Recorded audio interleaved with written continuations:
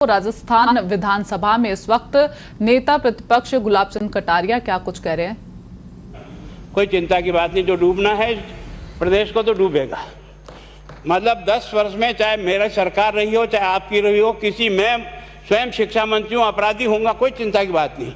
लेकिन आप कम से कम इन 10 सालों से इन जितनी कोचिंग संस्थाएं चल रही है, इनकी जितनी परीक्षाएं हुई है, उनके परीक्षा के रिजल्ट के साथ आप एक टीम लगा करके इनका पोस्टमार्टम करो, तब आपको समझ में आ जाएगा कि ये बीमारी कहाँ से चली है। ये बीमारी इन व्यवसायियों के थ्रू चली है। मैं और आप पेपर आउट करेंगे, पेपर लाऊंगा, 5 लाख दे दूंगा, 8 लाख दे दूंगा, मैं क्या 2 करोड़ 5 करोड़ 8 करोड़ दे सकता हूँ क्या भैया? ये सारे के सारे जो पैसे देने वाले बड़े बड़े दिग्गज लोग हैं, जो कोई 10 करोड़ में पेपर ले जाता है, कोई 3 करोड़ में ले जाता है, कोई 2 करोड़ में ले जाता है, फिर अपने कोचिंग संस्थान में रिजल्ट लाता है और उसके बाद बड़े बड़े पोस्टर बाहर लगाता है, मेरा 100% सिलेक्शन। ये है बीमारी की जड़। अगर मार करना चाहते हो तो यहाँ करो, तब तो जाकर के इसको कोई रोक सकोगे। बाकी से केवल मन को संतुष्ट करने का काम करो तो ये राजस्थान के उस गरीब बच्चे के साथ न्याय नहीं होगा, जो बड़ी मुश्किल से पढ़ता है, अपने घर में बूढ़े माँ बाप को भूखे मार के पढ़ता है और उसके बाद परीक्षा के लिए जाता है, रोता हुआ घर लौटता है। क्या दुख नहीं होता है? हम लोगों के मन में कोई रहम नहीं है कि आखिर उस बच्चे का क्या होगा जो अपनी बड़ी पीड़ा के साथ पढ़ रहा है। इन सारे पैसे वाले लोगों के पास में आपने सारी सरकारी नौकरियों को भेज दिया। मैं बहुत कड़वा सच बोल रहा हूँ। आज जो पिछले 8 साल में नौकरी में लगे ना, उन सब का भी पोस्टमार्टम कराओ, आपको लगेगा आधा फर्जी मामला निकलेगा। कोई है नहीं, कोई सोचने वाला है इस पर कि आखिर उसके दर्द को कौन जानेगा? है ना, जिस प्रकार से हमने परीक्षा के माध्यम से इन पैसे वाले लोगों को उतार करके सारे के सारे उन गरीबों की आशाओं के ऊपर पानी फेर दिया।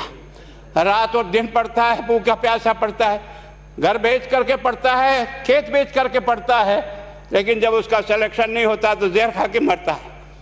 कोई इस पीड़ा को समझने के लिए तैयार नहीं है। और हम इस कानून को ला करके दुनिया को बताना चाह रहे हैं कि हमने इतना बड़ा कानून कर दिया, इस कानून से कुछ भी नहीं होगा। मैं आज आपको कह रहा हूं, ये जो आपने नए प्रावधान जोड़े हैं, मैं सोचता हूं कि मुझे कुछ बोलने की इच्छा नहीं, मुझे बहुत दुख है इस बात का। क्या होगा ये?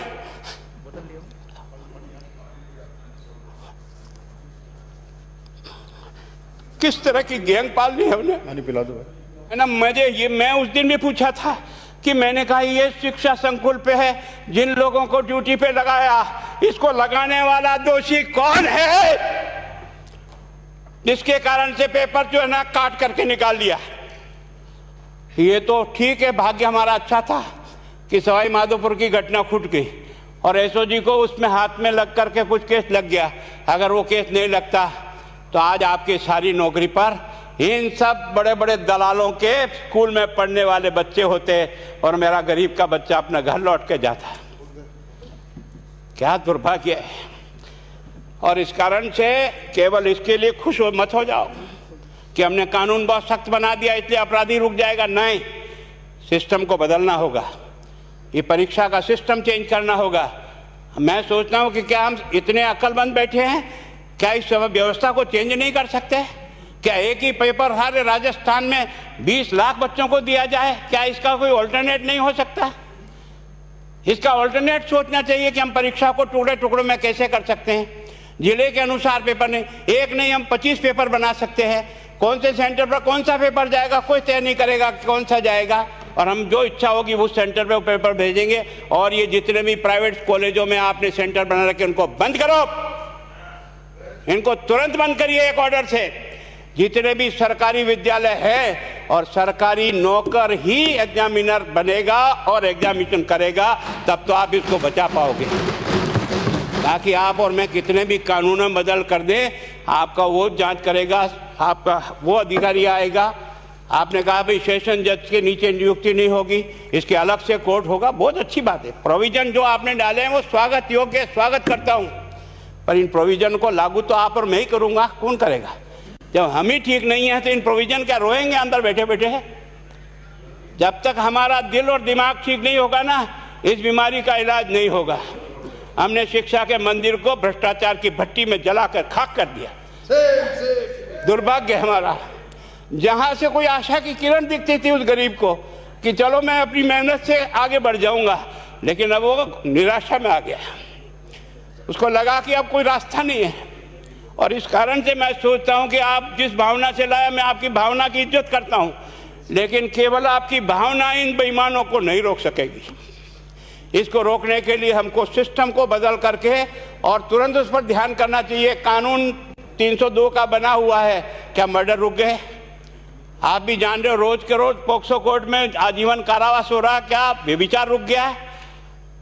अपराधी को दंड मिल सकता है, अपराध बंद नहीं हो सकता है। अपराध बंद करने के लिए जो सिस्टम होते हैं उस सिस्टम में चलो। एकमात्र इस देश में भ्रष्टाचार की भट्टी में देश जल रहा था, केवल और केवल एक तरह से प्रत्येक व्यक्ति का खाता खुलवाकर देश के प्रधानमंत्री में सारा का सारा बेनिफिट उसका सीधा खाते में डाला।